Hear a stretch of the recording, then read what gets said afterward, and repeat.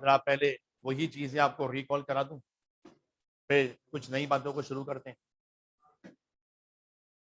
हमने आईएफआरएस की रीडिंग शुरू करी तो सबसे पहले लीज का वर्ड पढ़ा, डेफिनेशन पढ़ के अंदाजा हुआ लीज इज अ कॉन्ट्रैक्ट, एक ऐसा कॉन्ट्रैक्ट जिसमें एक पार्टी अपना एसेट किसी दूसरी पार्टी को यूज करने का राइट कन्वे कर देती है।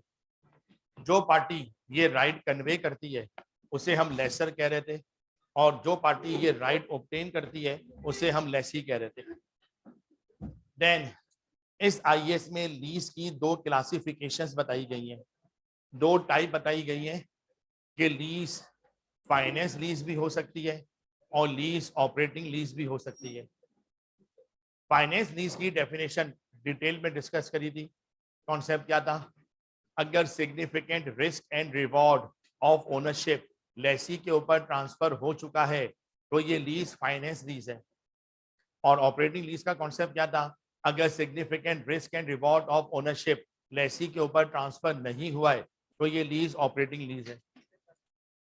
ये देखने के लिए कि लीज फाइनेंस लीज है या ऑपरेटिंग लीज है, हमें ट्रांजैक्शन के सब्सटेंस पे गौर करना चाहिए रादर देन उसकी लीगल फॉर्म को देखने बैठ जाए। यहीं पर हमारा अकाउंटिंग का फंडामेंटल कॉन्सेप्ट बीच में आ गया था, सब्सटेंस ओवर लीगल फॉर्म। हमें ट्रांजैक्शन के सब्सटेंस हकीकत को पहले देखना है, उस ट्रांजैक्शन की लीगल फॉर्म को बाद में देखना है। कैसे पता चलेगा कि लीज फाइनेंस लीज है या ऑपरेटिंग लीज? इसके लिए हमने आईएएस का पैरा 63 रीड करा था। उसमें लिखा हुआ था कि 5 कंडीशन है, 5 सिचुएशंस हैं, अगर उनमें से कोई एक या एक से ज्यादा भी पूरी हो जाए तो आपको पता चल जाता है कि लीज फाइनेंस लीज है या नहीं। कंडीशन नंबर 1, क्या लीज टर्म खत्म होने के बाद ओनरशिप आप लेसी को ट्रांसफर कर दोगे?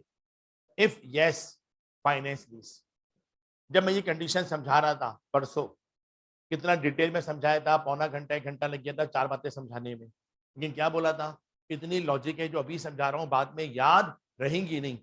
बस याद क्या रखना है, हाँ यार जब सर समझा रहे थे भरपूर कोशिश कर रहे थे कि पता चले कि risk and reward of ownership lessee पे ट्रांसफर हो चुका है। कंडीशन नंबर 2 क्या थी? क्या आपके कॉन्ट्रैक्ट में बार्गेन परचेज ऑप्शन है और इस बात की रीजनेबल सर्टेनिटी है कि लेसी इस ऑप्शन को क्या करेगा? एक्सरसाइज भी करेगा। Condition number 3, lease term asset की इकोनॉमिक लाइफ का मेजर पार्ट होना चाहिए, एटलीस्ट 75% होना चाहिए, तो इस कंडीशन पे भी फाइनेंस लीज बन जाती है। कंडीशन नंबर 4, क्या लीज पे दिया जाने वाला एसेट स्पेशलाइज नेचर का है कि इस लेसी के अलावा कोई और यूज ना कर सके? जब भी क्या बन जाती है?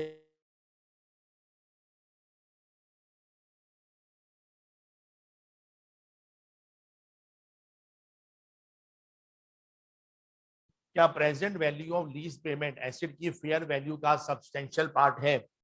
अब बेटा ये काम कैसे चेक किया जाता है, ये थोड़ी देर में भी आपको प्रेजेंट वैल्यू निकाल के समझाता हूं। इस नए आईएफआरएस के अंदर आपकी नॉलेज में बात ला चुका था कि लेसी की अकाउंटिंग बदल गई है, और लेसी के लिए अब क्या कर दिया है कि लेसी चाहे फाइनेंस लीज पे एसेट लाए या ऑपरेटिंग लीज पे लाए, उसने काम एक जैसा करना है। लेकिन इस नए आईएएस में आज भी लेसर को फर्क पड़ रहा है। अगर लेसर फाइनेंस लीज पे एसेट देगा, अकाउंटिंग कुछ और करेगा, ऑपरेटिंग लीज पे देगा तो अकाउंटिंग कुछ और करेगा।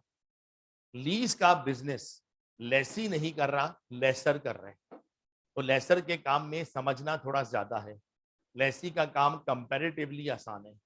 तो जरा आज हम शुरू करने जा रहे हैं लेसी का काम, उसी के अंदर रहकर मैं आपको कंडीशन नंबर 4 भी अभी समझा दूंगा।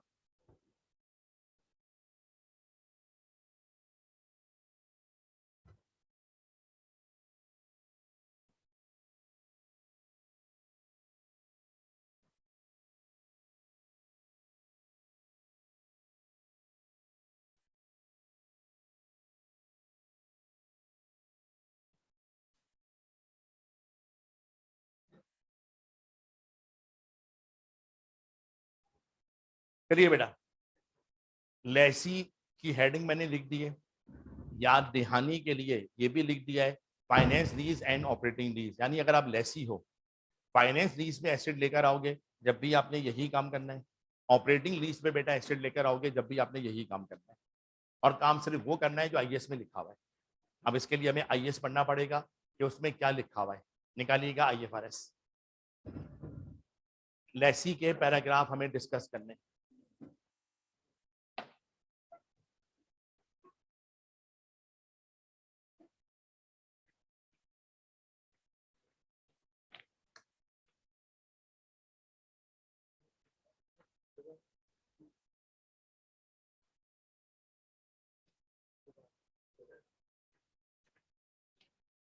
पैराग्राफ नंबर 22 में आ जाए।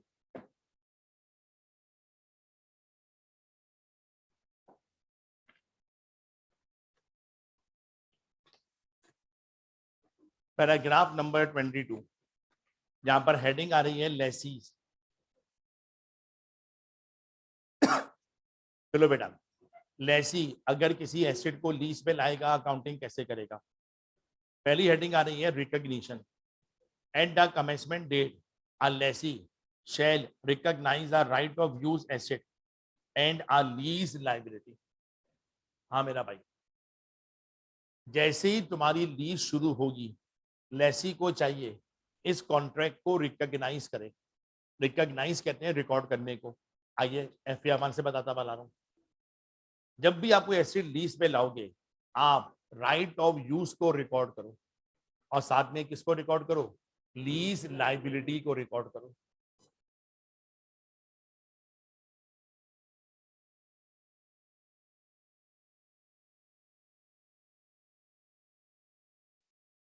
चलो बेटा, अब इस बातों को एंट्री से समझ रहे हैं। इस आईएएस के पेपर में 3 किस्म के सवाल मुझे नजर आते हैं। या तो पेपर में आता है एंट्री बना के दिखाओ, सबसे ज्यादा सवाल एंट्री के आए हैं। या पेपर में आता है डिस्क्लोजर बना के दिखाओ, सेकंड नंबर पे डिस्क्लोजर के सवाल आते हैं। और तीसरा आता है फाइनेंशियल स्टेटमेंट के एक्सट्रैक्ट्स बना के दिखाओ कि बैलेंस शीट और सॉसी में लीज को कैसे दिखाते हैं, लेसी कैसे दिखाता है, लेसर कैसे दिखाता है। ये सबसे कम आता है लेकिन आया पेपर में ये भी है। अब हम लेसी की बातें अकाउंटिंग एंट्रीज की मदद से समझते हैं। मैं लेसी कोई एसेट लीज पे लेकर आया। लीज का कॉन्सेप्ट क्या था, लीज एक कॉन्ट्रैक्ट है जिसमें यूज करने का राइट किसी और को दे दिया जाता है। यूज करने का राइट ऑफ यूज। और जो पैराग्राफ हमने पढ़ा 22 उसमें लिखा हुआ है लेसी को चाहिए जैसे ही कोई एसिड लीज पे लाए वो राइट ऑफ यूज को रिकॉग्नाइज करे। मेरी पहली entry right of use debit. मैं अपने पास राइट ऑफ यूज को डेबिट करूंगा और लिखा हुआ है क्रेडिट करो लीज लाइबिलिटी को।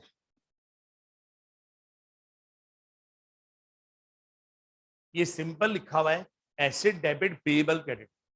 मैं उधार पे यूज करने का राइट लेकर आया हूं, राइट उधार पे लाया हूं। अभी पैसे मुझे इंस्टॉलमेंट की शक्ल में पे करने, तो हमने क्या करा, एसेट को डेबिट करा लेकिन राइट ऑफ यूज के नाम से, और लीज लाइबिलिटी को क्रेडिट करा। इसे बेटा लीज लाइबिलिटी भी कहते हैं, और अगर प्रॉपर नाम देना चाहो तो इसे ऑब्लिगेशन अंडर लीज का नाम देते हैं प्रैक्टिकल लाइफ में। ऑब्लिगेशन अंडर लीज, ऑब्लिगेशन कहते हैं ऑब्लाइज लाइबिलिटी को। आपके स्टडी टेक्स्ट में जो काम समझाया गया है उसने जगह जगह वर्ड इस्तेमाल किया है लीज लाइबिलिटी। मैंने दोनों लिख दिए, तो कभी अगर बेजहानी में लीज लाइबिलिटी लिख दूं कभी ऑब्लिगेशन लिख दूं, कंफ्यूज नहीं होना, वो एक ही चीज के बदले में नाम है। अब यहाँ पे बहुत से सवाल जहन में आ रहे हैं। सर एंट्री तो आपने बना दी आईएएस पढ़ के, right of use debit liability credit, ये एंट्री बनाए किस अमाउंट पे, अमाउंट कैलकुलेट करना पड़ता है। ठीक है, अब देखते हैं वो अमाउंट के बारे में क्या समझा रहा है। पैरा 23 में आ जाओ। 23 में लिखा हुआ है measurement, initial measurement of right of use asset and the commencement date a lessee shall measure the right of use asset at cost। जैसे ही लीज शुरू होगी राइट ऑफ यूज हमेशा रिकॉर्ड होगा, और किस पे रिकॉर्ड होगा, कॉस्ट पे रिकॉर्ड होगा। आप जब भी किसी एसेट को लीज पे लाओ, राइट ऑफ यूज के नाम से डेबिट करो, राइट ऑफ यूज हमेशा अपनी कॉस्ट पे डेबिट होगा। अब फिर वही बात, जैसे ही मैंने कहा कॉस्ट पे रिकॉर्ड होगा, तो जितनी अकाउंटिंग आप जानते हो, आपने फौरन बोला sir what do you mean by cost, क्योंकि ये वर्ड कॉस्ट बहुत बड़ी चीज होती है। अभी कुछ देर पहले हम कॉस्ट अकाउंटिंग पढ़ रहे थे, कॉस्ट की अकाउंटिंग। तो कॉस्ट के हमेशा एलिमेंट होते हैं, कॉस्ट में कुछ चीजें शामिल होती हैं। अगले पैराग्राफ में बताया जा रहा है कॉस्ट में कौन आता है कौन नहीं आता। वो पैराग्राफ में आज नहीं पढ़ूंगा। सर क्यों? भाईजान अगर हर मुश्किल बात अभी कर दूंगा, बिला वजह में अच्छा समझ में आने के बजाय कंफ्यूज हो जाओगे। उसके अंदर लिखा हुआ है, बता रहा हूं, कॉस्ट में purchase price, present value of lease payment भी आती है, कॉस्ट में present value of dismantling cost भी आती है, सब लिखा हुआ अगले पैराग्राफ में। कॉस्ट में कॉस्ट लीज इंसेंटिव भी आता है, वो माइनस होता है। कॉस्ट में इनिशियल डायरेक्ट कॉस्ट भी आती है। अब मेरा आपसे सवाल, क्या आपको इनिशियल डायरेक्ट कॉस्ट के बारे में अभी पता है? सर ये वर्ड तो हमने सीखा नहीं है, इसकी अलग से डेफिनेशन है। क्या आप लोगों ने लीज इंसेंटिव के बारे में अभी पढ़ा? नहीं सर, अभी तो ये वर्ड हमने पढ़ा ही नहीं है, इसकी अलग से डेफिनेशन है। तो मैं सारी मुश्किल बातें एक साथ छेड़ दूंगा, बिला वजह कंफ्यूज होंगे। तो मैंने कॉस्ट का पैरा जानबूझ के रोक लिया है। एक आध क्लास के बाद बताऊंगा कॉस्ट कैसे निकलती है, उसमें 4 कंपोनेंट होते हैं जो अगले पैरा में लिखे हुए हैं। चलो भाई, राइट ऑफ यूज जब भी आएगा हमेशा किस पे रिकॉर्ड होगा? कॉस्ट पे रिकॉर्ड होगा। कॉस्ट या तो सवाल में सीधी सीधी गिवन होगी या अपन को निकालनी पड़ेगी। निकालने के लिए पैरा पढ़ लेंगे भाई। अब लीज लाइबिलिटी को किस पे रिकॉर्ड करें, ये जरा समझने वाला खेल है, और ये खेल अभी समझाऊंगा। इसके लिए आप आ जाओ जंप करके पैराग्राफ नंबर 26 पे। Initial measurement of the lease liability.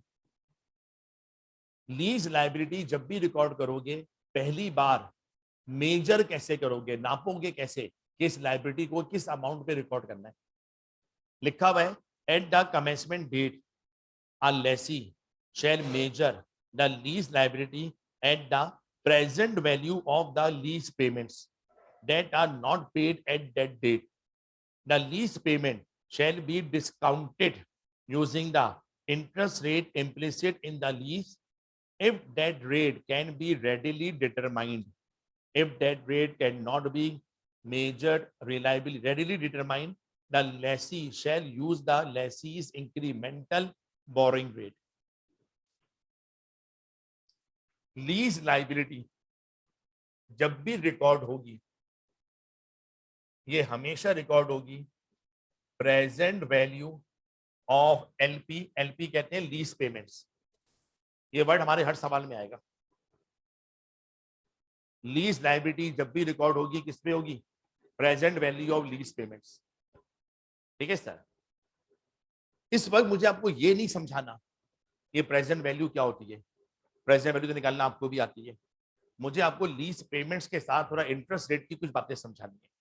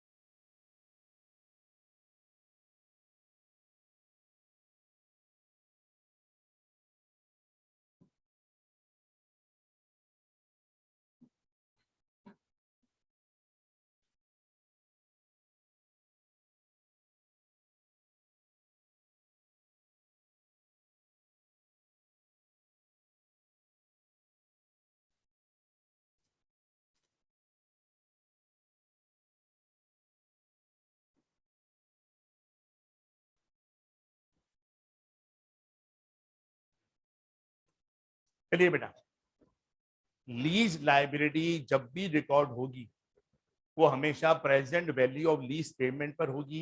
ये इस टॉपिक का फिक्स रूल है, इस रूल को मैं कहीं नहीं बदलूंगा। लेकिन प्रेजेंट वैल्यू निकालने के लिए 1 + I इंटरेस्ट का रेट चाहिए होता है। इस पैराग्राफ में लिखा हुआ है लीज पेमेंट की प्रेजेंट वैल्यू जब भी निकालोगे वो निकलेगी interest rate implicit in the lease पर, नहीं तो निकलेगा लेसी इंक्रीमेंटल बोरिंग रेट पे। और याद रखना ये जो पहला रेट लिखा हुआ है ये इनका प्रेफर्ड रेट है, रिकमेंडेड रेट है। सर आपको कैसे पता? क्योंकि पैराग्राफ की वर्डिंग ऐसी लिखी हुई है, उसमें लिखा हुआ है interest rate implicit in the lease को यूज करना चाहिए अगर वो रेट रेडिली डिटरमाइनेबल हो, ढूंढ सको। और आगे लिखा हुआ है अगर ये रेट मालूम ना हो तो मजबूरन फिर दूसरा वाला रेट यूज करना। ठीक है बेटा, अब ये क्या है समझा रहा हूं, बेफिक्र रहो, इन दोनों की अपनी अपनी डेफिनेशन है। अब पहले एक वर्ड आ रहा है लीज पेमेंट। इस आईएएस में सबसे बड़ी डेफिनेशन आधे पेज की वो दी हुई है लीज पेमेंट की, आधे पेज की डेफिनेशन अंदर। मैं भी उसको छेड़ना नहीं चाह रहा, बिला वजह में कंफ्यूज हो जाओगे, नए नए वर्ड आ रहे हैं बहुत सारे। ठीक है, मैं जरा पहले इसको ब्रीफली समझा दूं। जब लेसर की अकाउंटिंग सिखाऊंगा ना, मुझे उस एक डेफिनेशन की एग्जैक्ट जरूरत पड़ेगी, क्योंकि वो डेफिनेशन लेसर के पॉइंट ऑफ व्यू से बनी हुई है। फिलहाल आइडिया देता हूं। मेरे पास एक लेसी आया, कह रहा है एसिड लीज पे चाहिए, 100 रुपए का एसिड है, मैंने कहा 20 रुपए का इंटरेस्ट भी लूंगा, इंटरेस्ट के साथ आप मुझको 120 रुपए दोगे। लीज पेमेंट का सिंपल कॉन्सेप्ट ये होता है कि पूरे कॉन्ट्रैक्ट में लेसी हमें जितने भी पेमेंट्स देगा, जितने भी पैसे देगा, वो सब कहलाएंगे लीज पेमेंट्स। लीज टर्म के दौरान लेसी हमें जितने भी पैसे देगा उन सबको हम क्या कहते हैं? Lease payments. लेकिन प्रॉब्लम क्या है? पैसे वो फ्यूचर में देगा। ये तो नहीं होगा ना 100 रुपए की मशीन पकड़ 120 रुपए ला मशीन दे, इतने पैसे उसके पास होते मशीन खुद नहीं खरीद लेता, वो कैश ही तो नहीं है उसके पास। क्या बोलेगा? मैं आपके पैसे कॉन्ट्रैक्ट के मुताबिक थोड़े थोड़े करके दे दूंगा और जितना कॉन्ट्रैक्ट में डिसाइड हुआ है उस हिसाब से मैं दे दूंगा। तो ये सारे पैसे हमें फ्यूचर में आने वाले हैं। तो जितनी लीज पेमेंट है सब फ्यूचर वैल्यू को रिप्रेजेंट करती है। और अकाउंटिंग में अभी कर रहा हूं, तो अकाउंटिंग अभी करने के लिए उन तमाम पेमेंट्स को किस पे लाना पड़ेगा? प्रेजेंट वैल्यू पे लाना पड़ेगा। तो लाइबिलिटी फ्यूचर वैल्यू पे रिकॉर्ड नहीं करवानी है, लाइबिलिटी किस पे करवानी है? प्रेजेंट वैल्यू पे रिकॉर्ड करवानी है। ये बात समझ में आ गई? ठीक है। अभी रीडिंग के अंदर एक वर्ड आया था कमेंसमेंट ऑफ लीज, एक पैराग्राफ में। ठीक है, इन अल्फाजों की पेपर में कोई अहमियत नहीं है, लेकिन मैं चाहता हूं अल्फाज आपकी समझ में आ जाए। इस आईएएस के अंदर 2 अल्फाज हैं, कभी कभी पेपर में लिख देता है।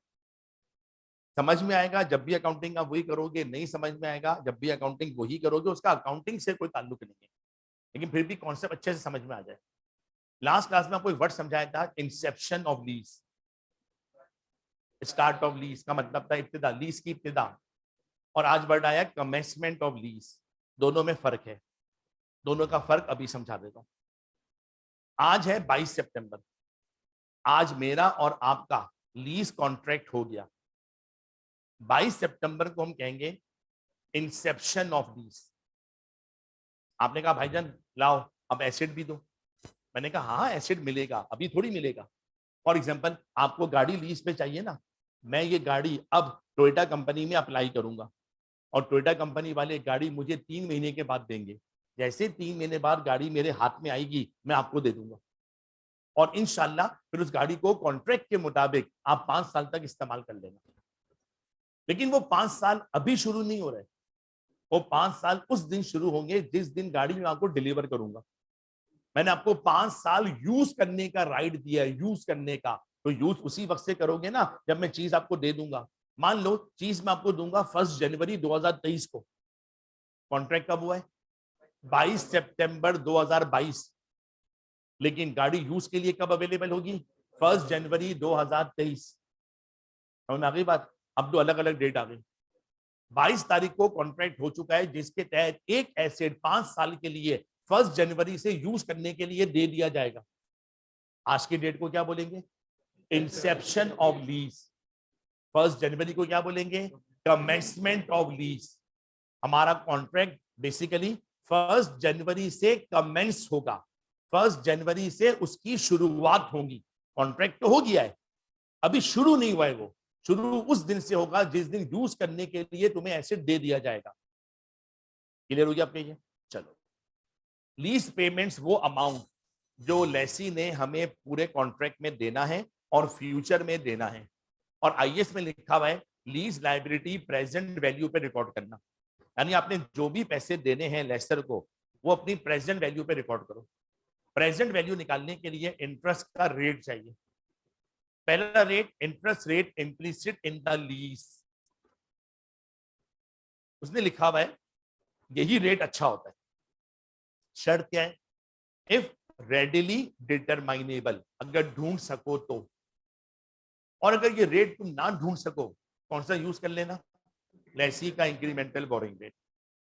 अब इन दोनों वर्ड की अपनी अपनी डेफिनेशन है, निकालिए डेफिनेशन वाले पेजेस।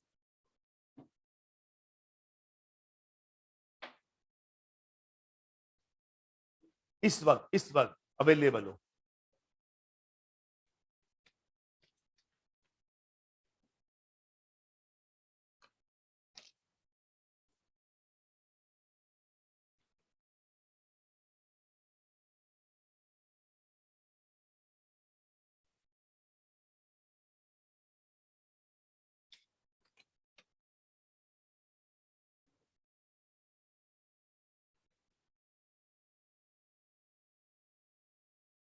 चल बेटा, पहला word interest rate implicit in the lease, definition के पहले पेज पे आ रहा है।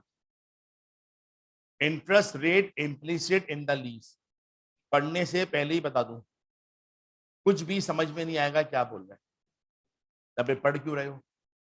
इस डेफिनेशन में एक मैथमेटिकल इक्वेशन छुपी हुई है, मुझे वो इक्वेशन बाहर निकालनी है। इसमें लिखा हुआ है the rate of interest that causes the present value of a the lease payments and B the unguaranteed residual value to equal the sum of one fair value of the underlying asset and two any initial direct cost of the lessor. नए नए word भर दिए सारे। सीखने गए थे भाई interest rate implicit in the lease क्या होता है, उसने नए नए वर्ड भर दिए। अब वो नए नए वर्ड की मदद से इसमें एक इक्वेशन छुपी हुई है, उसे बाहर खींच रहा हूं।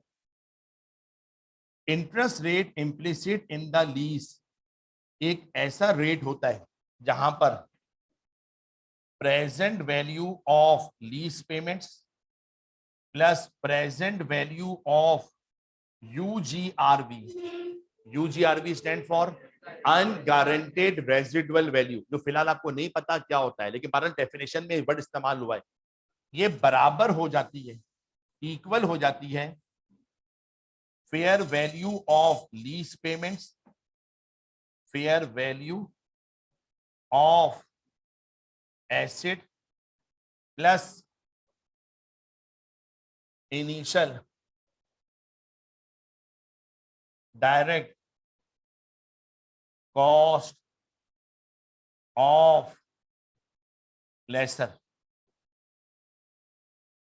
एक ऐसा इंटरेस्ट रेट जिस पर मैं लीज पेमेंट की प्रेजेंट वैल्यू निकालूं, अनगारंटेड रेजिडुअल वैल्यू जो भी चीज है उसकी भी प्रेजेंट वैल्यू निकालूं, और वो बराबर आ जाए किसके? Fair value of asset plus initial direct cost of lessor. इस इंटरेस्ट रेट को हम प्रैक्टिकली क्या कहते हैं? Interest rate implicit in the lease. अब यकीनन आपने क्या बोलना है, सर माजिद यकीन करो इक्वेशन में एक वर्ड भी समझ में नहीं आ रहा, तो आप भी यकीन करो मैं समझा भी नहीं रहा, तब इसको छेड़ा क्यों आपने? मैं सिर्फ एक चीज चाह रहा था, ये इक्वेशन आपके रिकॉर्ड में नजर आ जाए। इस इक्वेशन में लिखी हुई एक एक बात आपको समझाऊंगा, आपकी समझ में भी आएगी। इसके 5 सवाल भी करवाऊंगा। 5 सवाल पेपर में ऐसे आए हुए हैं जिसमें ये इक्वेशन इस्तेमाल होगी। ये बता इक्वेशन अभी समझ में क्यों नहीं आ रही? ये इक्वेशन लेसर ने बनाई है, लेसी ने नहीं बनाई है। और अभी हम लेसर की बातें पढ़ ही नहीं रहे, लेकिन बहरहाल रिकॉर्ड में ये चीज आ जाए, मैंने इसको बाहर निकाल लिया। अब इसको आसान करके समझा देता हूं, थोड़ा ऐसा बोल देता हूं कुछ के बाद बन जाए भी। जब आप लेसर के पास जाते हो और उसको बोलते हो भाई मुझे एसिड लीज पे चाहिए, यकीनन वो आपसे इंटरेस्ट चार्ज करेगा। और इंटरेस्ट किसी रेट पे चार्ज करेगा, किसी रेट पे। वो रेट जो लेसर आपसे चार्ज कर रहा है इस कॉन्ट्रैक्ट के अंदर, उसे हम क्या नाम देते हैं? Interest rate implicit in the lease. Implicit कहते हैं शामिल करने को। ये वो इंटरेस्ट रेट है जिस पर इंटरेस्ट इस कॉन्ट्रैक्ट में शामिल किया गया है। फिर जहन में एक सवाल आता है, ये क्यों लिखा हुआ है पैराग्राफ में, इफ डिटरमाइनेबल, अगर उसको इस वक्त ढूंढ सको। तो क्या मतलब सामाजिक वो रेट क्या लेसर हमें बताता नहीं है? लेसर हमें बताता है, लेकिन जो रेट वो हमें बताता है ना, वो एक्चुअली कभी होता नहीं है। पर क्या मतलब, क्यों परेशान कर रहा हूं बच्चों को? लेसर कह रहा है मैं 10% इंटरेस्ट शामिल कर रहा हूं, वो पूरा कॉन्ट्रैक्ट 10% पे बना के आपको समझाएगा, आप भी हाँ हाँ करोगे। लेकिन जब कॉन्ट्रैक्ट अगर आपकी समझ में आ गया और इंटरेस्ट रेट आप कैलकुलेट करोगे, मतलब क्या बोलोगे, अब यार ये तो 10% से ज्यादा चार्ज कर रहे हैं। तो ऐसा क्यों हो जाता है? ऐसा कुछ मैथमेटिक्स की प्रॉब्लम है। किसकी प्रॉब्लम है? कुछ मैथमेटिक्स की प्रॉब्लम है। ये पॉइंट भी आपको समझाऊंगा, फिगर प्रूफ करके समझाऊंगा कि क्यों ये रेट ज्यादा निकलता है जो वो बताता है उसके मुकाबले में।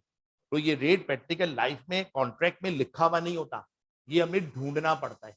मतलब उससे ऐसा पूछो, ज्यादा खुल के बता तू हमसे कितना कमा रहा है, वो कभी खुल के नहीं बताएगा, एग्जैक्ट तो कभी नहीं बताएगा। वो रेट हमें ढूंढना पड़ता है। प्रैक्टिकल लाइफ में हम थोड़ा एक्सेल की शीट में सारे फॉर्मूले लगाते थे, कुछ कॉन्ट्रैक्ट के बता रहा हूँ IRR निकालते थे, जहां पर वो NPV 0 हो जाती थी, वो रेट हम कैलकुलेट करते थे। हम आपने भी सीखा हुआ है, ये इतना पेपर में नहीं आता, पेपर में रेट दिया हुआ होता है। बहरहाल चलो, कोई रेट होता है, रेट जो लेसर हमसे चार्ज करता है, उस रेट को क्या नाम देते हैं? Interest rate implicit in the lease. और ये रेट सवाल में गिवन होता है। अगर प्रैक्टिकल लाइफ में ये रेट ना निकल सके, किसी वजह से हम नहीं ढूंढ पा रहे, तो उसने लिखा फिर एक ऑप्शन और दे रहा हूं, आप दूसरा वाला रेट इस्तेमाल कर लो। उस रेट का नाम क्या है? Lessee's incremental borrowing rate.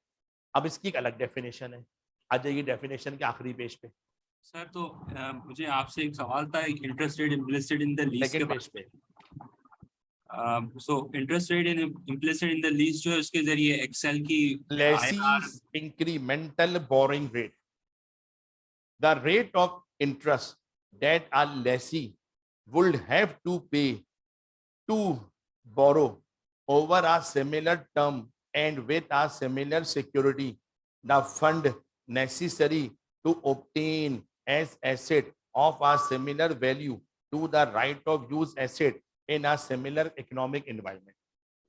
बहुत आसान सी बात है। इंक्रीमेंटल बोरिंग रेट लेसी को अपना चाहिए, अपना अपना। पर ये है क्या? अब ये सोचो, अगर आप ये एसेट इस लेसर से ना लेते, किसी और से लेते, फंड्स बोरो करके लेते, फॉर एग्जांपल मैंने कहा भाई मैं इससे एसेट ना लेता तो मैं बैंक से लोन लेता, बैंक से पैसे बोरो करता। तो ये बताओ, यही पैसे अगर बैंक से बोरो करते तो बैंक वाला तुमसे इंटरेस्ट कितना चार्ज करता? फॉर एग्जाम्पल मैंने कहा मेरा बोरोइंग रेट है 15%, खत्म हो गई बात, तुम 15% पे प्रेजेंट वैल्यू निकाल लो। क्या लेसर भी वाकई में 15% चार्ज कर रहा होगा? आवाज नहीं आ रही? No sir. आपने कहा नहीं यार मैं तो लेसर वाले रेट को इस्तेमाल करना चाहता हूं, तो ढूंढ ले भाई। अगर तू वो रेट ढूंढ सकता है मैथमेटिकली, तो भी दूसरे रेट को तू क्यों इस्तेमाल कर रहा है? और अगर नहीं ढूंढ पा रहा तो जिंदगी अजाब क्यों कर रहा है? किसको इस्तेमाल कर ले? दूसरे वाले को इस्तेमाल कर ले। सर पेपर की बात बता देता हूं, पेपर में अमूमन इंटरेस्ट का एक रेट गिवन होता है। अब चाहे वो इम्प्लिसिट वाला रेट हो, चल मेरा भाई सारी अकाउंटिंग उसी रेट पे करनी है, चाहे वो बोरिंग वाला रेट हो, जब भी अकाउंटिंग उसी पे करनी है। फिर भी बच्चे बहक जाते हैं एक जगह पे, एडवांटेज एग्जामिनर उठाता है। पेपर में एक सवाल आया, उसमें दोनों रेट गिवन थे, लिखा हुआ था interest rate implicit in the lease, जो कि लेसन ने इस्तेमाल किया है वो 10% है, और फिर लिखा हुआ था लेसी का बोरिंग रेट वो 15% है। ठीक है, क्वेश्चन में 3 रिक्वायरमेंट थे। पहले रिक्वायरमेंट में लिखा हुआ था what interest rate is used by lessee for accounting of this contract. अच्छा, बच्चा बहकावा, क्या सोचता है, अबे मैं लेसी हूं तो मैं तो अपना रेट इस्तेमाल करूंगा। ये दिमाग में आता है। आईएएस की रिक्वायरमेंट कुछ और है। उसने क्या बोला हुआ है, हो तुम लेसी, तुम्हें रेट कौन सा इस्तेमाल करना है, लेसर वाला, और लेसर वाले रेट का नाम क्या है, interest rate implicit in the lease. तुम्हें ये इस्तेमाल करना है अगर पता हो तो, और अगर ना पता हो तो फिर दूसरे रेट पे तुम्हें जाना। तो याद रखना, पेपर में सवाल में अगर लेसी का काम करना है और एक ही रेट है, चुपचाप जो भी रेट है उस पर करके आ जाओ, चाहे वो इम्प्लिसिट हो या बोरिंग रेट, उससे हमें फिर कोई फर्क नहीं पड़ता। सर और मैं एक अगर सवाल दोनों पूछूं रेट सर? गिवन हो घुमाने के लिए, सर लेसी का काम बोले वो भी लेसर वाले रेट पे करना है, और अगर लेसर का काम बोले तो और वो करना ही लेसर वाले रेट पर है। आगे बात समझ में सर? चल भाई, प्रेजेंट वैल्यू लीज पेमेंट की जब भी निकलेगी, किस पे निकलेगी, किसी डिस्काउंट रेट पे निकलेगी। वो इंटरेस्ट रेट या तो interest rate implicit in the lease होगा, या फिर लेसी का इंक्रीमेंटल बोरिंग रेट होगा। चलो भाई, ये भी हो गया। पहली एंट्री तो बन गई, right of use debit, lease liability credit. Right of use जब भी रिकॉर्ड होगा कॉस्ट पे रिकॉर्ड होगा, कॉस्ट निकालने का पैरा सर ने अभी रोका हुआ है। और लीज लायबिलिटी हमेशा किस पे रिकॉर्ड होगी, present value of lease payments पे। चलो भाई, एसेट रिकॉर्ड में आ गया, किस नाम से आ गया, राइट ऑफ यूज के नाम से आ गया। अब दो मसले खड़े हो गए, राइट ऑफ यूज हमारा एसेट है, लीज लायबिलिटी हमारी लायबिलिटी है। अब दो चीजें बैलेंस शीट में घुस के बैठ गई हैं, एक किस नाम से, right of use asset side पे, और एक लीज लायबिलिटी। अब इसको खत्म कैसे करें, कल आपके पास भी है। लायबिलिटी हमेशा खत्म होती है पेमेंट कर करके, पैसे दिए जाओ, लायबिलिटी कम और कम और कम होगी, और जब फाइनल पेमेंट कर दोगे लायबिलिटी खत्म ही हो जाएगी। और सर ये राइट ऑफ यूज के साथ क्या करूं, क्या करूं, इसे डेप्रिशिएट करेंगे। सर आपके कहने से, मेरे कहने से नहीं, आईएएस में लिखा हुआ है। अब देखते हैं बाद में हमने क्या करना है। आ जाओ फिर आईएएस में।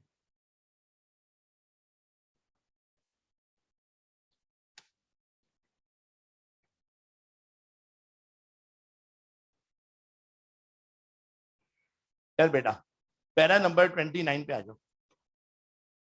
अब हेडिंग आ रही है सब्सीक्वेंट मेजरमेंट।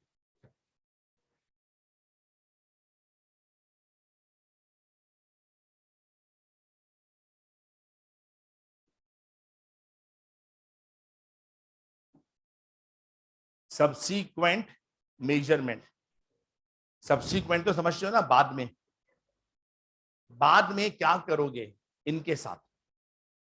29 में लिखा हुआ है, after the commencement date a lessee shall measure the right of use asset applying a cost model unless it apply either of the measurement model described in para 34 and 35. Cost model.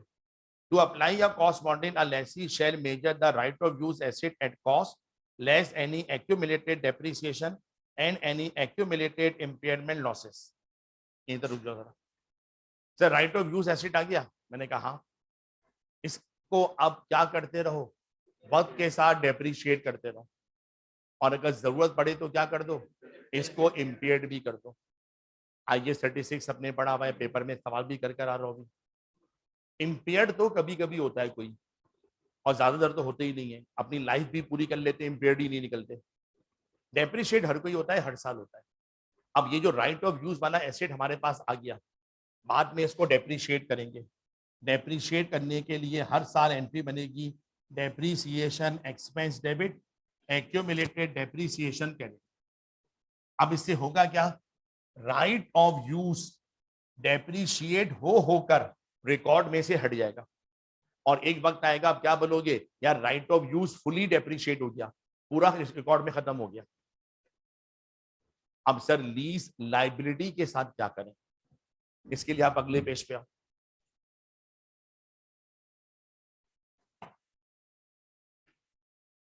भाईजान अब अगले page पे लिखा हुआ है, page number, para number 36, subsequent measurement of the lease liability.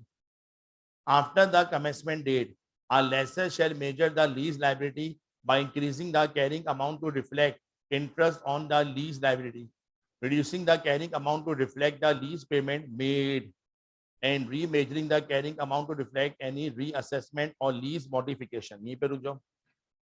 आईकैप ने syllabus में लिखा हुआ है sale and lease back transaction आपके सिलेबस में नहीं है और लीज मॉडिफिकेशन आपके सिलेबस में नहीं है। क्या नहीं है? Lease modification. आइडिया दे रहा हूं होता क्या है। मेरा आपका 10 साल का कॉन्ट्रैक्ट है, 2 साल गुजर चुके हैं, हमने कहा बैठ के बातचीत दोबारा करते हैं, इस कॉन्ट्रैक्ट को दोबारा थोड़ा सा मॉडिफाई कर लेते हैं मौजूदा हालात के हिसाब से। अब हम अपने किए हुए कॉन्ट्रैक्ट को बदलना चाह रहे हैं थोड़ा सा, इसे कहते हैं मॉडिफिकेशन। कॉन्ट्रैक्ट को मॉडिफाई किया जा रहा है, सिलेबस में लिखा हुआ है, ये सिलेबस में नहीं पूछा जाएगा। ठीक है सर, अब जो पूछा जाएगा उसकी बात समझो। मान लो मेरा आपका कॉन्ट्रैक्ट 1 जनवरी को हुआ था, ये एंट्री बन गई 1 जनवरी 2021 को, और तय पाया मैं आपको एनुअल पेमेंट करूंगा, एनुअल, और हर साल के एंड में करूंगा। अब 1 साल गुजर गया, जब 1 साल गुजर गया 31 दिसंबर 21 को, पहले तो मैंने आपको डेप्रिशिएट कर लिया एसेट को। अब 1 साल से मैं लीज लाइबिलिटी अपने ऊपर लेके बैठा हुआ हूं, उधार का पैसा इस्तेमाल कर रहा हूं एसिड की शक्ल में, और 1 साल से मुझ पर क्या लग रहा है? इंटरेस्ट लग रहा है। इंटरेस्ट, इंटरेस्ट का मौजूदा नाम फाइनेंस चार्ज, ये ज्यादा प्रोनाउंस किया जाता है। 1 साल का इंटरेस्ट मुझ पे लग चुका है, जो मैंने आपको देना भी है। पहले पॉइंट में लिखा हुआ है आप अपनी लीज लाइबिलिटी को इंक्रीज करो फाइनेंस चार्ज की वजह से। मान लो पहले साल का इंटरेस्ट वो बनता है 10 रुपए, 10 रुपए का इंटरेस्ट मुझ पे लग गया। मैं अब 31 दिसंबर 21 को एंट्री बनाऊंगा finance charge debit lease liability credit, और मैंने 10 रुपए का इंटरेस्ट अपनी लाइबिलिटी में रिकॉर्ड कर लिया। यानी मैंने आपको present value of lease payment के पैसे भी देने प्लस 10 रुपए का इंटरेस्ट भी देना है। अब 1 साल हो चुका है, वादे के मुताबिक आज मुझे पहली पेमेंट करनी है, और मान लो मेरी हर पेमेंट तय हुई थी वो मैं आपको 15 रुपए की करूंगा। आज मैं आपको 15 रुपए पे कर रहा हूं। जब मैं आपको 15 रुपए पे करूंगा 31 दिसंबर 21 को, मैं कर दूंगा बैंक क्रेडिट। 15 रुपए मैंने आपको पे कर दिए, और पे करने से लाइबिलिटी मेरी कम हो जाएगी, लीज लाइबिलिटी डेबिट 15 रुपए से। पेमेंट करते ही लाइबिलिटी कम हो गई और बैंक से भी पैसे चले गए। ये जो मैं 15 रुपए पे कर रहा हूं ना, और जितनी एंट्री मैंने अभी तक बनाई है वो आपकी समझ में भी आ रही है। इस 15 रुपए में 2 चीजें पे कर रहा हूं।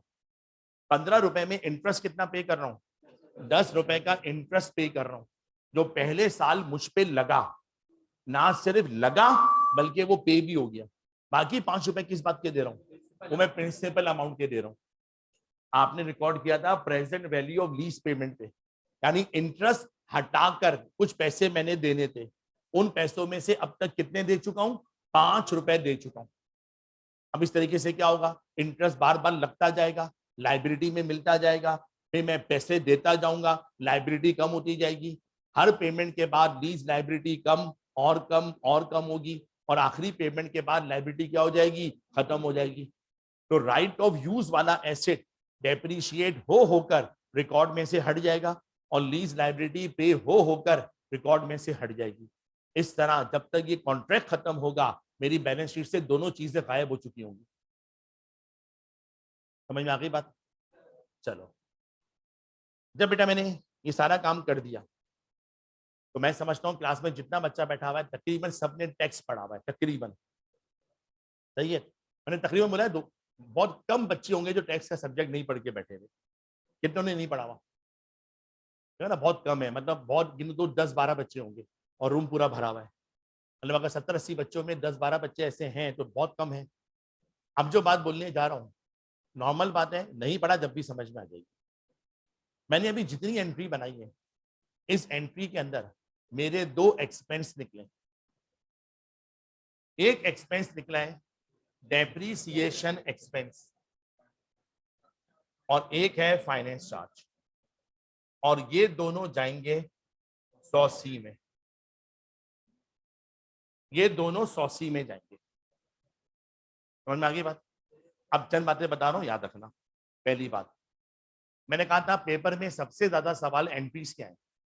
एंट्री जब भी बनाओ पेमेंट की, हमेशा वर्ड बैंक लिखना, कैश मत लिखना, मुनासिब नहीं है। कैश का पेमेंट प्रैक्टिकल लाइफ में कोई भी नहीं करता। फिर क्यों? जिन्होंने टैक्स पढ़ा हुआ है, एक सेंटेंस सुना होगा, lease payments are allowable expense if paid through proper banking channel. ये जो हम लीजिंग कंपनी को पैसे देते हैं, ये टैक्स डिपार्टमेंट हमें अलाउ करता है। कब करेगा? अगर चेक से पेमेंट करो, इसका लीज बेनिफिट मिलता है, टैक्स बेनिफिट से टैक्स बचता है हमारा।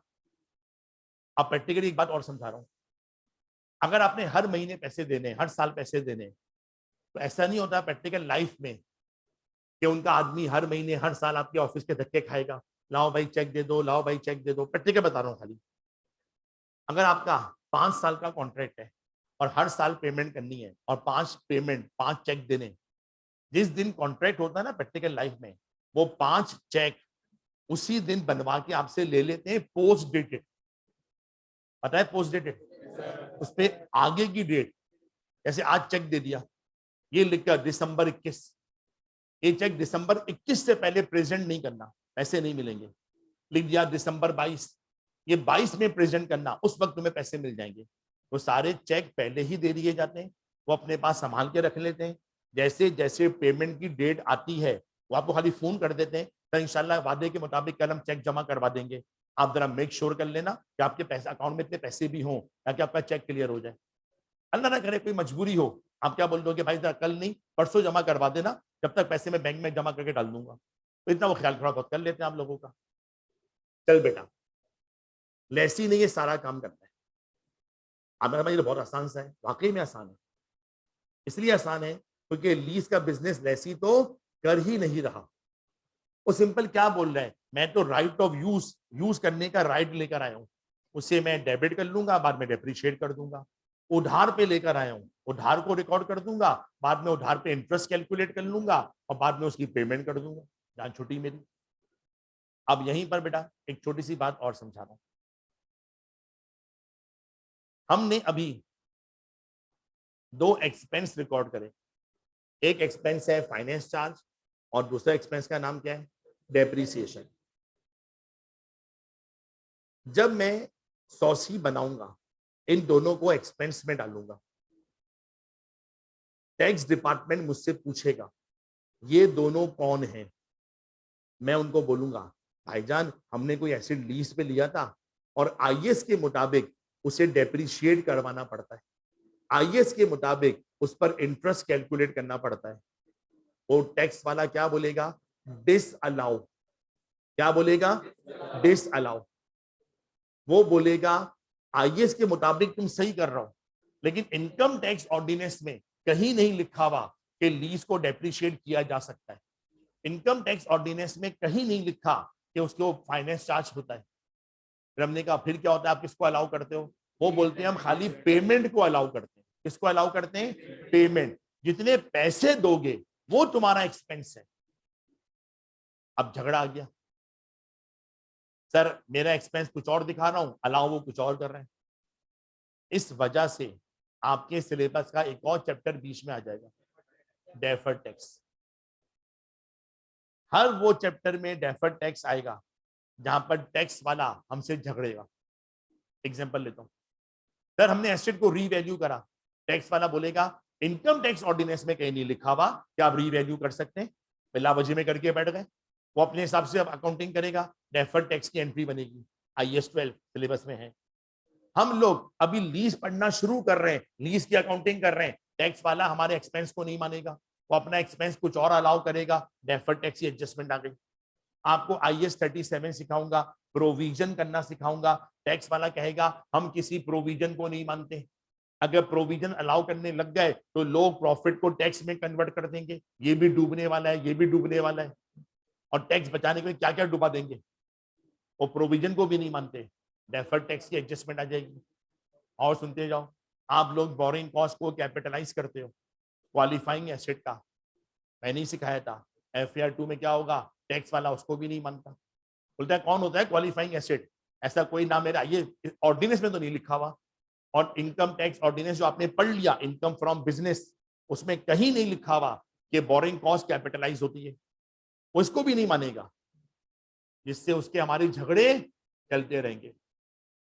सर अबील ने IAS 12 सिखाना है, जब वो आएंगे ऐसे पूछेंगे आपको रीवैल्यूएशन आता है, आपने कहा आता है, वो पूछेंगे बोरिंग कॉस्ट कैपिटलाइज करना आती है, आपने कहा वो भी आती है, आपने कहा लीज का चैप्टर पढ़ लिया, आपने कहा वो भी आता है, वो पूछेंगे प्रोविजन करना आती है, आपने कहा वो भी सीख लिया, वो बोलेंगे अब मैं आपको सिखाता हूँ जो अकाउंटिंग में हम काम करते हैं और टैक्स वाले उस काम को नहीं मानते, उस वजह से हमें टैक्स की वर्किंग पे क्या फर्क पड़ता है, वो आपको उसकी टैक्स की वर्किंग सिखाएंगे। तो याद रखना, टैक्स डिपार्टमेंट ना हमारे डेप्रिसिएशन को अलाउ करेगा, ना हमारे फाइनेंस चार्ज को अलाउ करेगा, वो सिर्फ किसको अलाउ करेगा, लीज पेमेंट्स को अलाउ करेगा, लीज रेंटल को अलाउ करेगा।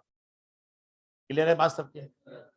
ये छोटा सा काम लेसी नहीं करना है, अब करने के लिए मैंने अभी फिगर एज्यूम कर ली, अब प्रैक्टिकली फिगर डलवा के समझाता हूं ये काम करना कैसे। एक छोटा सा एग्जांपल डिक्टेट कर रहा हूं, लिखिएगा अपने पास, लेसी का काम सिखाने के लिए।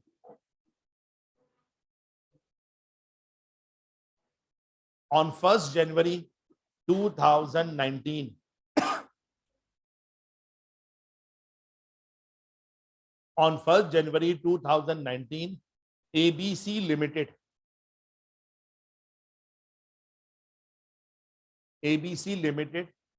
leased a machine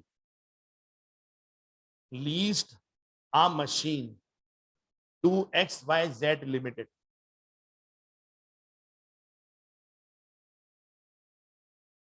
To XYZ Limited under following terms and condition. Under following terms and conditions.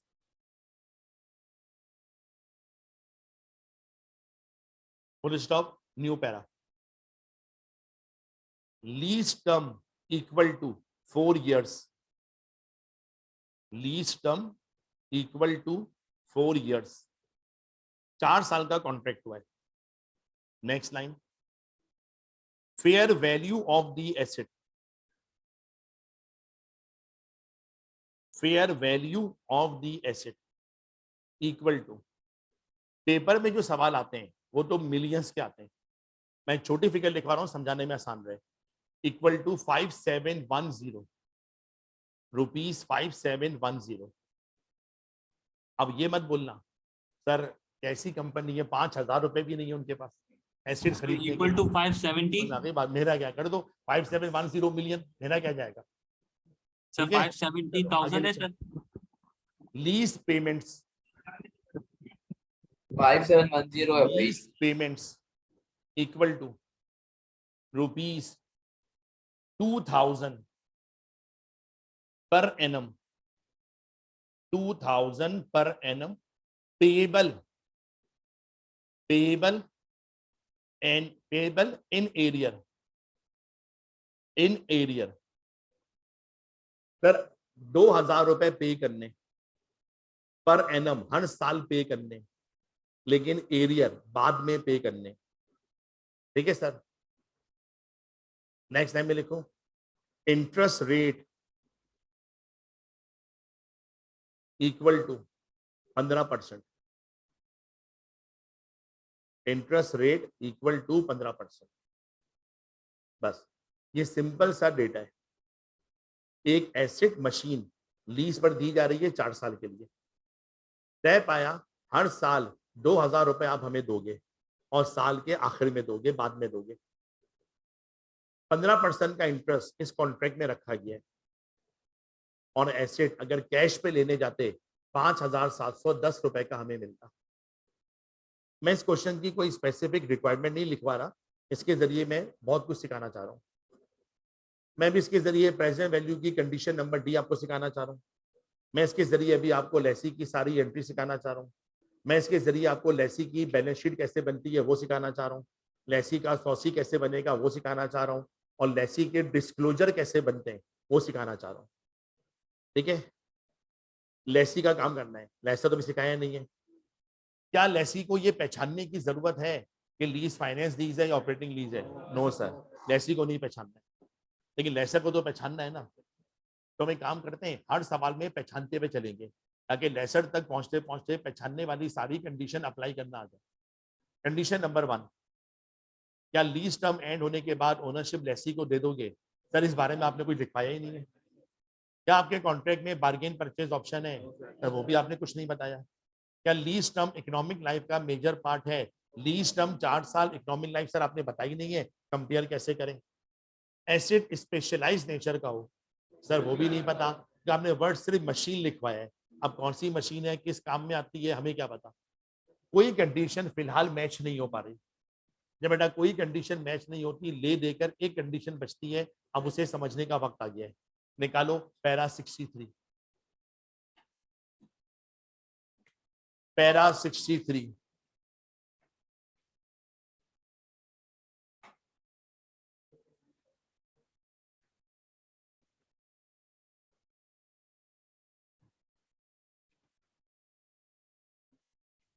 Condition number D, भाईजान डी में लिखा हुआ है at the inception date the present value of the lease payment amount to at least substantially all of the fair value of the underlying asset, और इसके आगे लिखें at least 90%। Original IAS में तो आप लिख ही नहीं सकते, समझ में आ रही है भैया? ओरिजिनल आईएएस आप हाथ में, या तो लिखें रजिस्टर में इस पॉइंट के रेफरेंस से, या फिर फोटो कॉपी तो आप लिख सकते हैं एटलीस्ट 90%। ये 90% का क्राइटेरिया अकाउंटेंट ने अपने तौर पे डिसाइड किया हुआ है दुनिया भर में। तो आपका ये कंडीशन 90% पे इवेल्युएट होती है। अब कंडीशन क्या है बेटा, इसको आराम से समझाते हैं।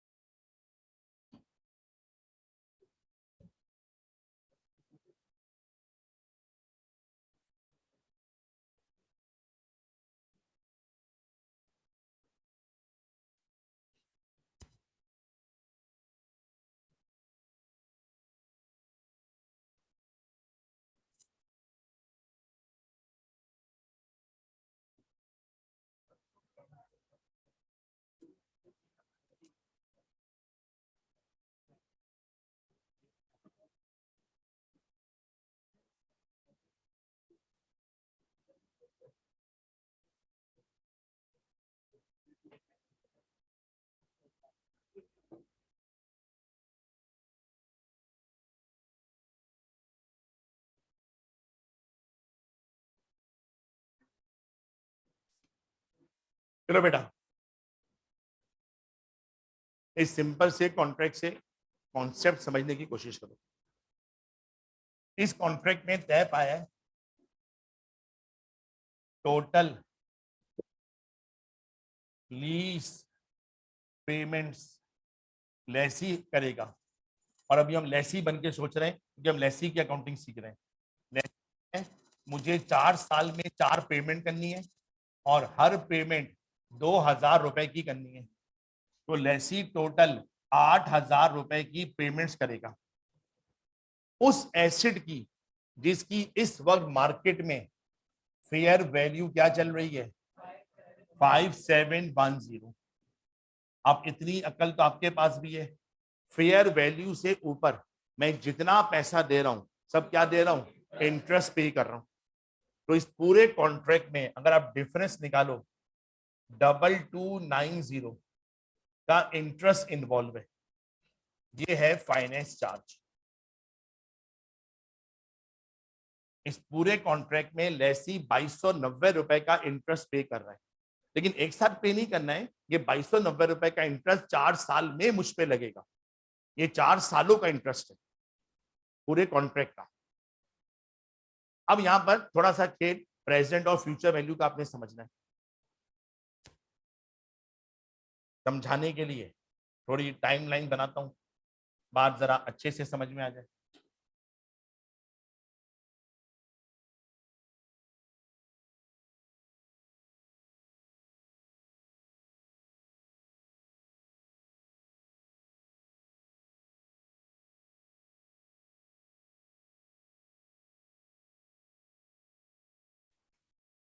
चलिए बेटा जरा बोर्ड पे देख लीजिएगा। मेरा आपका कॉन्ट्रैक्ट हुआ है 1 जनवरी को। इस दिन हम कॉन्ट्रैक्ट करके बैठे हुए, ये है हमारी इंसेप्शन डेट। और तय पाया आप मुझे एरियर, एरियर कहते हैं बाद में, हर साल, लेकिन बाद में, अभी नहीं देने, बाद में देने, 2-2 हजार रुपए देना, लेकिन हर साल दे देना।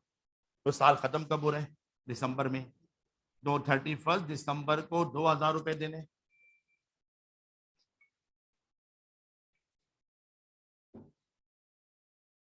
फिर 31 दिसंबर को 2000 रुपए देने, फिर 2000 रुपए देने, और फिर 2000 रुपए देने। सही है, 2-2 हजार रुपए करके मैं आपको टोटल 8000 रुपए की पेमेंट करूंगा फ्यूचर में। ये पैसे मैंने फ्यूचर में देने, और इस वक्त मैं जनवरी में खड़ा हूं। अब मैं इसको इस तरह करता हूं, आज से 1 साल बाद 2000 देने, आज से 2 साल बाद फिर 2000 देने, आज से 3 साल बाद फिर 2000 देने, और आज से 4 साल बाद फिर 2000 देने। ये सब फ्यूचर वैल्यू है। आप सब ने मैथमेटिक्स पढ़ी है। जब ड्यूरेशन फिक्स्ड हो और एक जैसा अमाउंट बार बार इन्वॉल्व हो, उसे मैथमेटिक्स में कहा जाता है एन्युटी। याद आया सबको? 2-2 हजार रुपए देने, हर साल के बाद देने, 1-1 साल पीरियड फिक्स हो गया, 2-2 हजार अमाउंट भी फिक्स हो गया। ये 2000 रुपए की एन्युटी बन रही है। अब मैंने क्या बोला, चल भाई फ्यूचर वैल्यू सब प्रेजेंट वैल्यू पे आ जाओ। आपने कहा भाई प्रेजेंट वैल्यू पे क्यों आ जाए?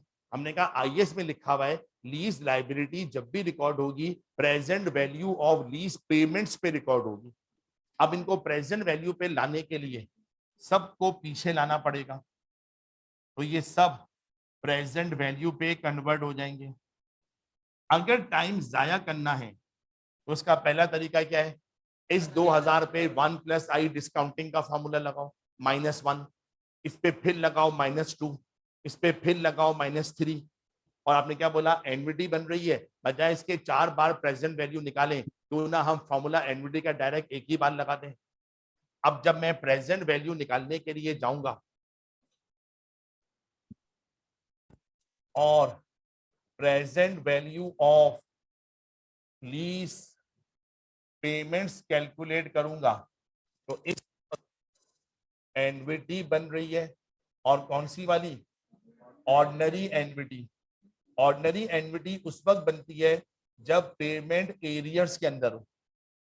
ऑर्डिनरी एनवीडी का कॉन्सेप्ट क्या था, द फॉर्मूला था R -1 + i - n/i। इसके जरिए हमारी एनवीडी की प्रेजेंट वैल्यू निकल आती है। इस वक्त R कौन है, रेंटल। रेंटल क्या है, 2000 सालाना। अब फॉर्मूले को अप्लाई करा, 2000 मल्टीप्लाई बाय 1 + i, इंटरेस्ट का रेट है 15%, 0.15। ठीक है सर, 1 - 1 + 0.15 डिवाइडेड बाय 0.15 - 4। जब आपने इसको मैथमेटिकली सॉल्व करा ये तकरीबन 5710 के बराबर आ रहा है। ठीक है sir, present value of lease payments 5710। मैंने यहां पर लिखा समझाने के लिए आपको, इस वक्त present value of lease payment 5710। बाज बच्चे गलत इंटरप्रेट करते हैं, बिला वजह का सवाल करते हैं। वो कहते हैं सर 2000 रुपए की प्रेजेंट वैल्यू, फॉर्मूला देखो, 2000 रुपए की प्रेजेंट वैल्यू 5000 कैसे आ सकती है? अबे भाई ये 2000 की प्रेजेंट वैल्यू नहीं है, ये 8000 की प्रेजेंट वैल्यू है। तो लिखा तो 2000 है। अब पढ़ते हैं फॉर्मूला। 2000 अगर 4 साल तक पे करूं, -4 भी तो है, 2000 अगर 4 साल तक पे करूं और हर पेमेंट में 15% का इंटरेस्ट हो, तो प्रेजेंट वैल्यू क्या बनेगी? तो ये 8000 की प्रेजेंट वैल्यू है। सही है। इंटरेस्ट मिलाकर मैंने आपको कितने पैसे देने? इंटरेस्ट मिलाकर कितने पैसे देने? 8000। अगर उस 8000 में 15% का इंटरेस्ट है और मैं 15% का इंटरेस्ट हटा दूं, तो इंटरेस्ट हटाकर मैंने कितने पैसे देने? 5710 देने। इंटरेस्ट मिला के 8000 देने, उस 8000 की प्रेजेंट वैल्यू है 5710। प्रेजेंट वैल्यू का मतलब क्या होता है? फ्यूचर वैल्यू में से इंटरेस्ट हटा दो, 1 + i - n। आप फ्यूचर वैल्यू में से 4 साल का इंटरेस्ट हटा दो, वो प्रेजेंट वैल्यू पे आ गया। अब कंडीशन को समझने की कोशिश करना। कंडीशन नंबर डी में लिखा हुआ था, क्या present value of lease payments asset की फेयर वैल्यू का सब्सटेंशियल पार्ट है, एक बड़ा हिस्सा है? मैंने भाई कितना बड़ा हिस्सा हो? आपने कहा कम से कम 90% तो हो। अबे हमने कहा 90%, यहां तो 100% आ रहा है। Present value of lease payments 5710 और फेयर वैल्यू भी कितनी है? 5710। फौरन फतवा जारी कर दो, फाइनेंस लीज है। और ये कंडीशन समझना सबसे आसान है। ठीक है, आराम से समझो। मैं गया लेसर के पास, भाईजान कोई एसेट है 5710 रुपए का मिलता है, फिलहाल मुझे लीज पे दे दो, मैं आपके सारे पैसे इंटरेस्ट के साथ दे दूंगा। उसने कहा 8000 रुपए लूंगा। मैंने कहा बिल्कुल दे दूंगा। जब मैं 8000 रुपए आपको दे रहा हूं, जिसमें 15% इंटरेस्ट भी था और मैं पढ़ा लिखा आदमी था, मैंने उसमें से इंटरेस्ट हटाया, पता चला अबे यार ये मुझसे एसेट की पूरी पूरी कीमत ले रहा है। 5710 क्या है? Present value of lease payment, और ये फेयर वैल्यू के बराबर है। यानी मुझसे ये मशीन के पूरे पूरे पैसे भी ले रहा है और 4 साल का इंटरेस्ट भी ले रहा है। अब कॉमन सेंस इस्तेमाल करो यार। मैं गाड़ी के पूरे पैसे भी भर दूं, पूरे पैसे भर दूं गाड़ी के 4 साल में, और 4 साल का इंटरेस्ट भी भर दूं, मेरा हक बनता है इस गाड़ी के रिवॉर्ड मुझे मिलने चाहिए। खुद सोचो ना यार, तुम गाड़ी के पूरे पूरे पैसे भर रहा हो, इंटरेस्ट के साथ भर रहा हो, कॉन्सेप्चुअली ये तुम्हारी गाड़ी है, इसका रिवॉर्ड तुम्हें मिलना चाहिए। और जब रिवॉर्ड तुम्हें मिलेगा तो साथ में क्या मिलेगा? रिस्क भी तो मिलेगा। तो जब present value of lease payment asset की फेयर वैल्यू के सब्सटेंशियली बराबर आ जाए, कम से कम 90% आ जाए, मतलब क्या बोलोगे यार, इस एसेट की फेयर वैल्यू का एक बड़ा हिस्सा मैं पे कर रहा हूं, 90% कीमत तो मैं अपनी जेब से पे कर रहा हूं और इंटरेस्ट के साथ पे कर रहा हूं। जब कोई एसेट की कीमत का 90% यूज पे करेगा, उसका हक बनता है उसको रिवॉर्ड मिलने चाहिए। आराम से समझो। मैंने कोई गाड़ी खरीदी, आप मेरे बहुत अच्छे दोस्त हो, आपने कहा यार गाड़ी मेरे इस्तेमाल के लिए दे दो, मैंने कहा आप ले लो। मैंने कहा अच्छे दोस्तों, गाड़ी इस्तेमाल भी कर रहा हो, एक काम करो यार, थोड़े पैसे पे करने में हेल्प करो मेरी, गाड़ी मैंने लीज पे ली है। आपने कहा कितने पैसे दे दूं? मैंने कहा इंटरेस्ट हटा के 90% तुम दे दो, इंटरेस्ट हटा के 10% मैं दे दूंगा। यानी अगर ये गाड़ी 50 लाख की है, 90% पैसा तुम दे दो 50 लाख का, बाकी मैं दे दूंगा। आपने दोस्ती में क्या, हाँ कोई मसला नहीं, मैं पे कर दूंगा, लेकिन फिर एक बात बता दूं, गाड़ी को यूज भी मैं करूंगा और इसका मेजर रिवॉर्ड भी कौन लेगा? फिर मैं ही लूंगा, क्योंकि मेजर पोर्शन मैं पे कर रहा हूं कीमत का। तो जब कोई गाड़ी की फेयर वैल्यू का बेशतर हिस्सा पे कर दे, उसका हक बनता है उसको मेजर रिवॉर्ड मिलने चाहिए। और फिर कल समझा रहा था कि रिस्क एंड रिवॉर्ड आपस में इंसिडेंटल है, ये जुड़े हुए हैं। ये तो बोलते हुए अजीब सा लगता है, जहां सारे रिस्क तेरे और सारे रिवॉर्ड मेरे, ये तो बोलते हुए अजीब सा लग रहा है। रिस्क जिसके ऊपर होंगे वही क्या बर्दाश्त करेगा, उसके रिवॉर्ड भी इंजॉय करेगा। तो कंडीशन क्या है बेटा, present value of lease payments जब भी निकालेंगे वो एसिड की फेयर वैल्यू के किसके बराबर आनी चाहिए, फेयर वैल्यू के बराबर हो, सब्सटेंशियली बराबर हो, कम से कम कितनी हो, 90% हो तो बहुत अच्छी बात है। इससे और ज्यादा हो फिर तो और कंफर्म हो गया कि कौन सी लीज है, फाइनेंस वाली लीज है। परसों मैं आपको समझा रहा था कि जब कोई कंडीशन नहीं मिलती ये वाली कंडीशन मैच हो ही जाती है। फिर मैंने आपको अभी बोला बेटा लेसी को वैसे तो पहचानना नहीं है, लीज फाइनेंस है या ऑपरेटिंग है, लेकिन फिर भी मैं हर सवाल में कंडीशन अप्लाई करते हुए चलूंगा। ये प्रेजेंट वैल्यू वाली कंडीशन तो वैसे भी अप्लाई करनी ही पड़ेगी, क्योंकि हमारी पहली एंट्री क्या बनेगी, right of use debit, lease liability credit, और लीज लाइबिलिटी हमेशा किस पे रिकॉर्ड होगी, present value of lease payments पे रिकॉर्ड होगी। तो इसके लिए बेटा हमें present value of lease payment तो बार बार कैलकुलेट करनी ही पड़ेगी। यहां तक समझ में आ गया सबके? चलो बेटा, अब इस पूरे कॉन्ट्रैक्ट की अकाउंटिंग करके दिखानी है। पहले साल की एंट्री अलग बनानी है, दूसरे साल की अलग, तीसरे साल की अलग, चौथे साल की अलग, फिर फाइनेंशियल स्टेटमेंट बनानी है। फिर इसके बाद एक अच्छी सी चीज बनानी है जिसका नाम मैंने अभी तक नहीं लिया है। एक वर्किंग बनती है इंटरेस्ट की, उसका नाम होता है लीज अमोर्टाइजेशन स्केड्यूल। मैंने देखा है कि सोल्यूशन में छोटा सवाल हो या बहुत मुश्किल सवाल हो, उस टॉपिक का अमोर्टाइजेशन शेड्यूल के बगैर वो अपनी वर्किंग कभी बनाता ही नहीं। और अगर वर्किंग में वो अमोर्टाइजेशन का शेड्यूल बना रहे, इट मींस उसकी कोई ना कोई मार्किंग स्कीम में मार्क्स होंगे। ये अमोर्टाइजेशन का स्केड्यूल होता क्या है, 4 साल तक मैं आपको इंटरेस्ट पे करूंगा। ये समझ में आ रहा है? कितना इंटरेस्ट पे करूंगा, 2290। कितना पे करूंगा, 2290 लिखा हुआ है। अब ये मत कर देना अबे यार 2290 4 साल का इंटरेस्ट है, 2290 डिवाइडेड बाय 4, ये मत कर देना। 2290 का इंटरेस्ट 4 साल में लगेगा। आपने 2290 को डिवाइडेड बाय 4 कर दिया, मान लो आंसर आया आपका 500 रुपए, आपने कहा हर साल 500 रुपए का इंटरेस्ट लगेगा। ऐसा नहीं होगा। सर क्यों नहीं होगा? क्योंकि आईएएस की एक रिक्वायरमेंट और है। सर वो क्या है, निकालिए आईएएस। थैंक यू भाई।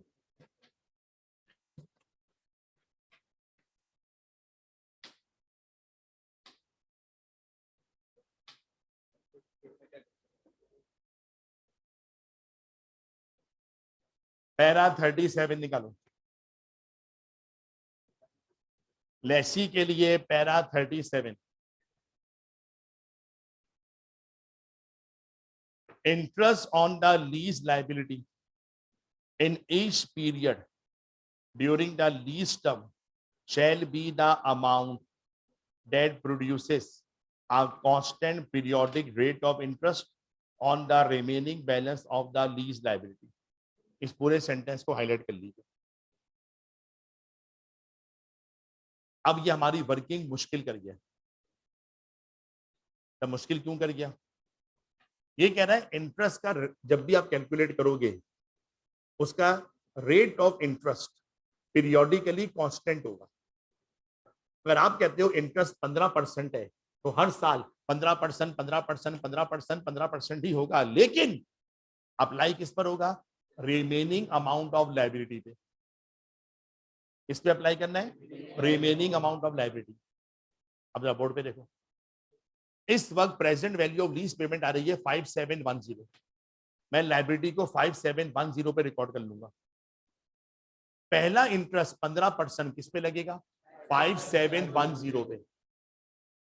साल खत्म होते होते मैं आपके 2000 रुपए दे दूंगा। लायबिलिटी थोड़ी सी कम हो गई। फॉर एग्जाम्पल अब लायबिलिटी रह गई 4500 रुपए। अब जो 15% लगेगा किस पे लगेगा, 4500 पे लगेगा। फिर मैं आपको एक और पेमेंट कर दूंगा। अब लायबिलिटी रह गई 2500 रुपए। अब जो इंटरेस्ट लगेगा किस पे लगेगा, वो 2500 रुपए पे लगेगा। अब लायबिलिटी रह गई 1500 रुपए। अब इंटरेस्ट किस पे लगेगा, 1500 रुपए पे लगेगा।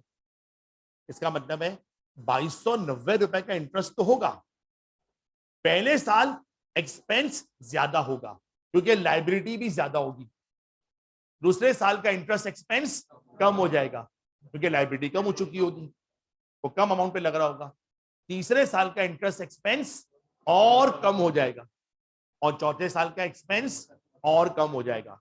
तो आईएएस की एक रिक्वायरमेंट है, उसमें लिखा हुआ है इंटरेस्ट जब भी कैलकुलेट करेगा लेसी, उसका रेट ऑफ इंटरेस्ट हर साल कांस्टेंट रखेगा। ये नहीं 15%, 12%, 10%, नहीं, रेट कांस्टेंट होगा। अप्लाई किस पर होगा? रिमेनिंग अमाउंट ऑफ लाइबिलिटी के ऊपर। जो लाइबिलिटी बचती जाए हर बार उसके ऊपर आप इंटरेस्ट का रेट अप्लाई करते जाओ। अब इसे पता होगा क्या, जो बोल रहा हूं शायद समझ में नहीं आए, अगली क्लास में एंट्री बनेगी सब समझ में आ जाएगा। जो पहली पेमेंट होगी ना वो 2000 रुपए की होगी, उस 2000 में इंटरेस्ट ज्यादा होगा, प्रिंसिपल कम होगा।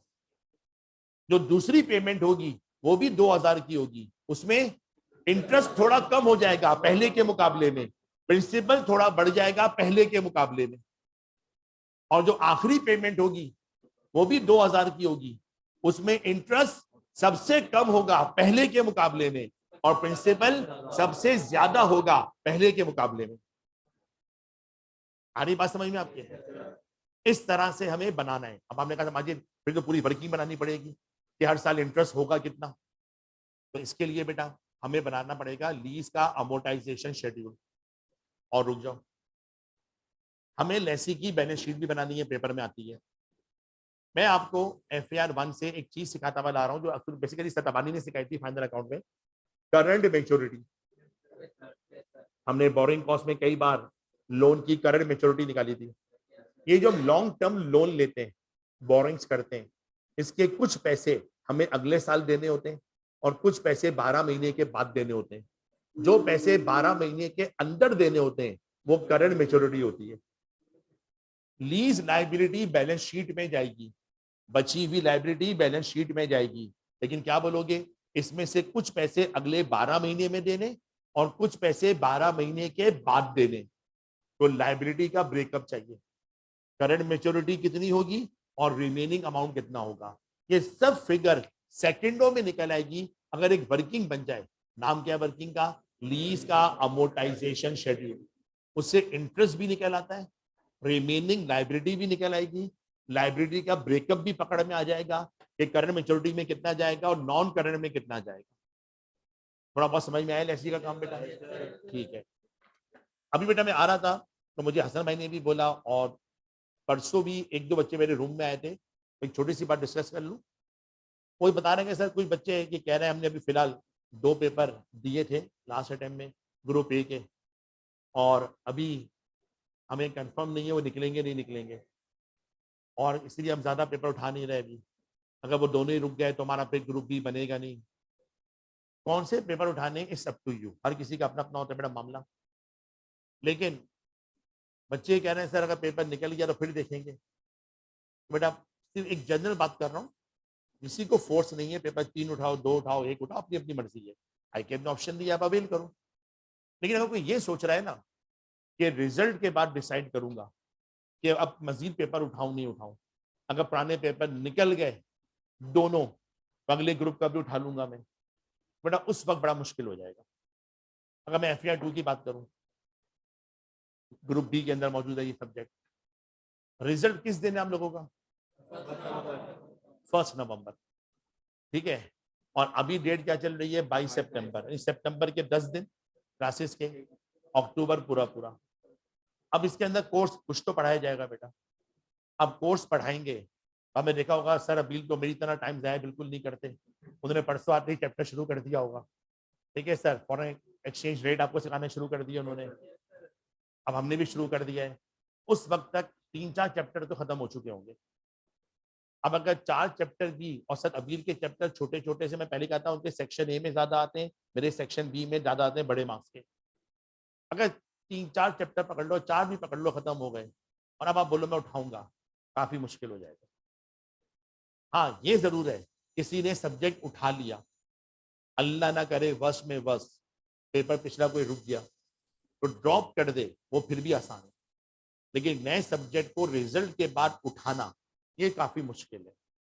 और मुझे भी कहा जाए ना रिजल्ट के बाद FAR 2 का नया बैच शुरू करो, मैं क्या बोलूंगा भाई मुश्किल है, टाइम कम रह गया, इतने टाइम में इतनी तफसील से दोबारा पढ़ाना मुमकिन थोड़ी है यार, जितनी तफसील से आप लोगों को पढ़ाया जा रहा है।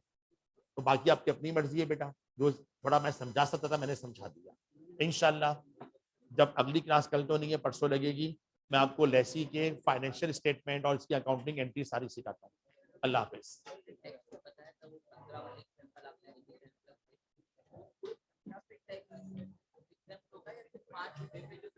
जितनी आप पेमेंट करोगे पूरा 15 को वो अपनी इनकम में माइनस कर देगा।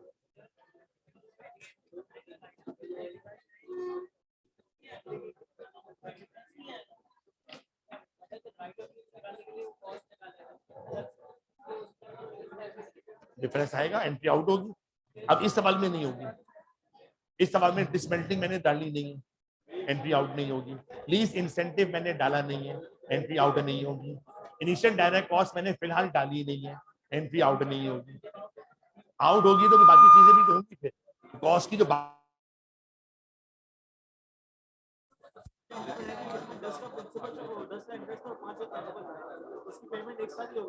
हाँ एक साथ ही करेंगे ना।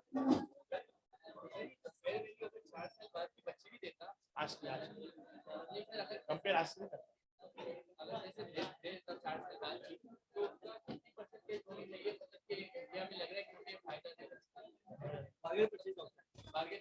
ऑप्शन के अमाउंट, ऑप्शन अट्रैक्टिव होता है।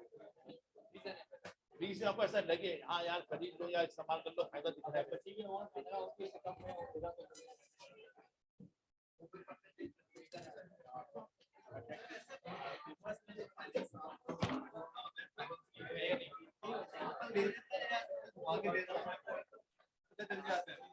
इसी पर